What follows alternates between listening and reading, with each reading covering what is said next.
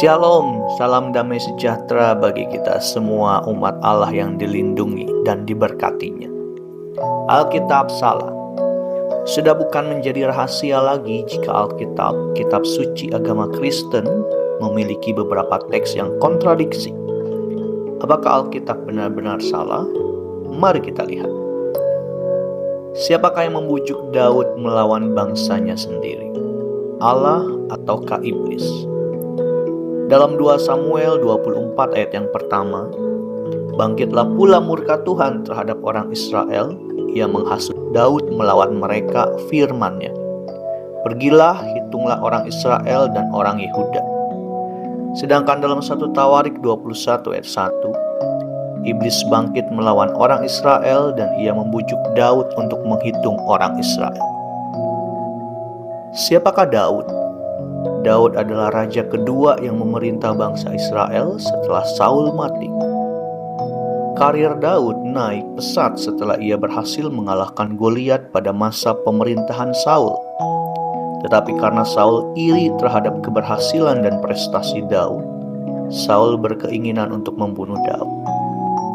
Selanjutnya Daud pun menjadi pelarian yang hidup berpindah-pindah dari satu tempat ke tempat yang lain sampai Saul mati.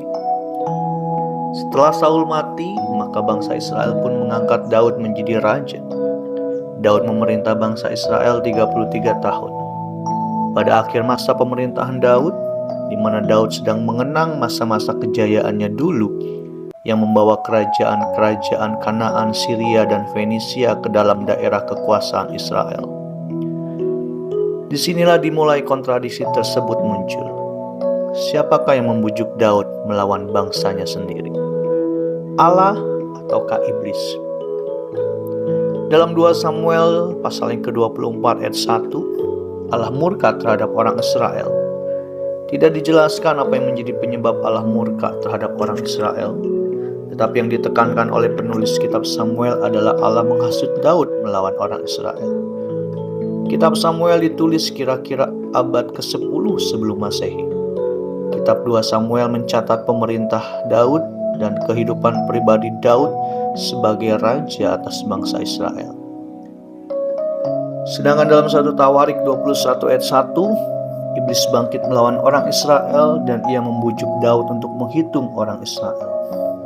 Dalam 1 Tawarik juga tidak dijelaskan apa yang membuat iblis bangkit melawan orang Israel, dan yang ditekankan pula adalah iblis membujuk Daud. Kitab 1 Tawarik ditulis 450 sampai 420 sebelum Masehi. Ditulis untuk orang Yahudi yang kembali ke Palestina dari pembuangan.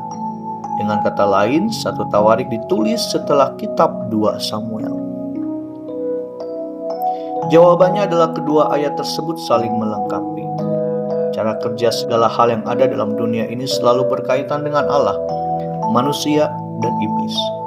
Segala sesuatu terjadi adalah seizin Allah, pilihan manusia, dan juga campur tangan iblis dalam mempengaruhi kejadian-kejadian di dunia.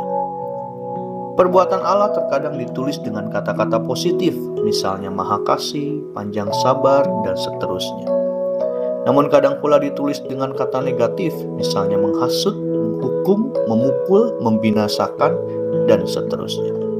Tentunya apa yang Allah lakukan dengan hal yang negatif membuahkan hasil positif. Sebagai contoh, Keluaran pasal yang keempat ayat 24-25. Tetapi di tengah jalan di suatu tempat bermalam, Tuhan bertemu dengan Musa dan berikhtiar untuk membunuhnya. Lalu Zipora mengambil pisau batu, dipotongnya kulit katan anaknya, kemudian disentuhnya dengan kulit itu kaki Musa sambil berkata, "Sesungguhnya engkau pengantin darah bagiku." Dalam peristiwa tersebut kita melihat Allah berikhtiar membunuh Musa. Tetapi karena hal tersebutlah Zipora sadar apa yang menjadi kesalahan dari Musa suaminya, membuahkan hasil yang baik. Allah bisa berada di balik peristiwa atau kejadian tersebut, tetapi iblis pun bisa berada di balik peristiwa atau kejadian tersebut. Dalam Ayub pasal yang pertama ayat yang ke-12, maka firman Tuhan kepada iblis, "Nah, segala yang dipunyainya ada dalam kuasamu, hanya janganlah engkau mengelurkan tanganmu terhadap dirinya." Kemudian pergilah iblis dari hadapan Tuhan. Ayub pasal yang kedua ayat yang ke-6. Maka firman Tuhan kepada iblis, "Nah, ia dalam kuasamu, hanya sayangkan nyawanya."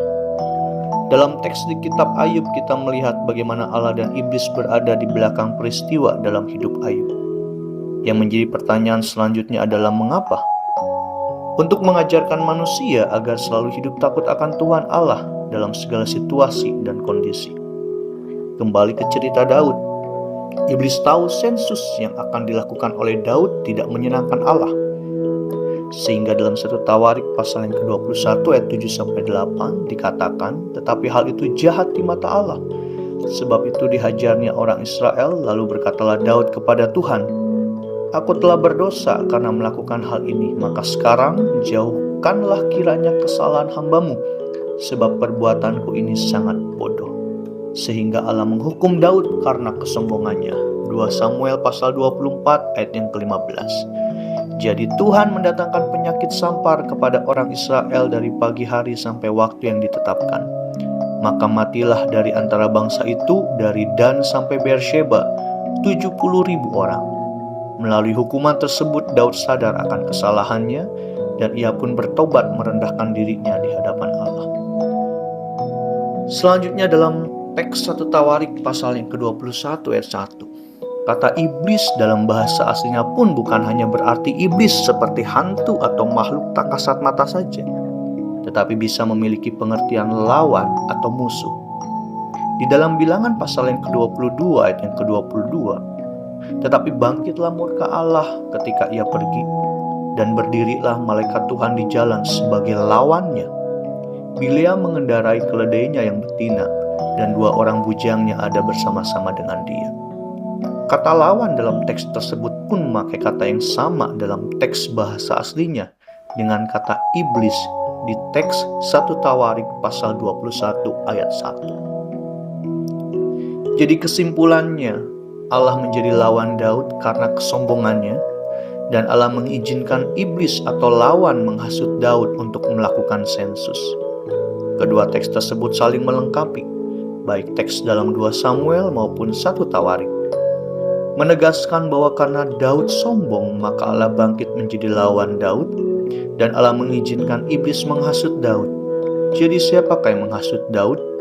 Baik Allah maupun iblis dapat menjadi tokoh yang menghasut Daud. Sekian pembahasan kita saat ini. Sayang sekali, kali ini kita tidak membuktikan Alkitab salah.